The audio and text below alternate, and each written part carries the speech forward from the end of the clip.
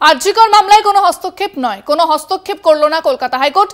Supreme কোর্টে বিচারাধীন মামলা বলে হস্তক্ষেপ নয়, হস্তক্ষেপ করলো না প্রধান বিচারপতির ডিভিশন বেঞ্চ। যেহেতু আমরা জানি যে সুপ্রিম কোর্টে মামলা বিচারাধীন, সুপ্রিম কোর্ট সেই মামলা শুনছে, সুমোটো কগনিজেন্স নিয়ে সুপ্রিম কোর্ট সেই মামলা শুনছে এবং গতকালই আমরা সেই শুনানি দেখেছি সুপ্রিম কোর্টে। তাই এবার সুপ্রিম কোর্টে যেহেতু বিচারাধীন মামলা, সুপ্রিম কোর্ট যেহেতু এর শুনানি করছে, তাই হাইকোর্ট কোনো হস্তক্ষেপ করবে না বলেই কিন্তু জানিয়েছে হাইকোর্ট।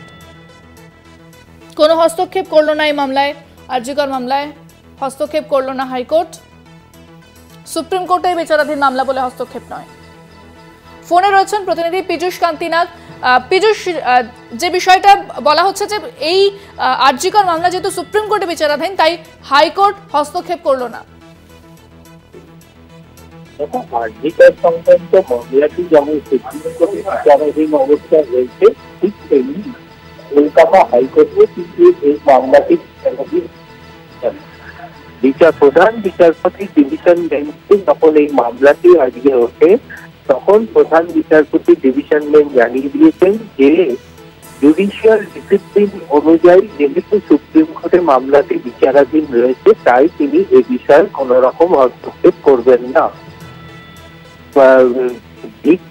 ভিকটিমের ছবি এবং তার সম্পর্কে যে সমস্ত সোশ্যাল মিডিয়ায় প্রকাশ হয়েছে, এই বিষয়ে একটি রিপোর্ট সিবিআই এর পক্ষ থেকে প্রধান বিচারপতির ডিভিশন বেঞ্চে আজ জমা পড়ে।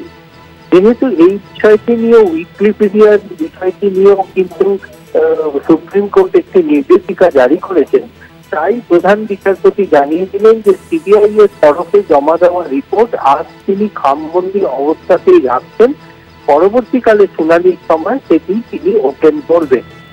সুপ্রিম কোর্টে যেহেতু 27 সেপ্টেম্বর মামলাটির দিন ধার্য রয়েছে, তাই প্রধান বিচারপতি জানিয়ে দিলেন যে এই মুহূর্তে এই মামলাটি কলকাতা হাইকোর্টের শুনানির জন্য মুলতবি রাখা হলো।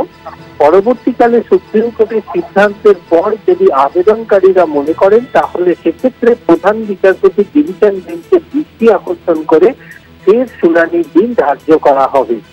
পাশাপাশি কলকাতা পুলিশ কমিশনারের নিরসন নিয়ে যে আবেদনটি ছিল, সেই বিষয়ে কিন্তু প্রধান বিচারপতি সুপ্রিম কোর্টের নির্দেশিকার পরই তা সিদ্ধান্ত গ্রহণ করবেন, যদিও ওই আবেদনের কোনো সারবত্তা নেই বলে জানালেন বিনীত গোয়েলের আইনজীবী।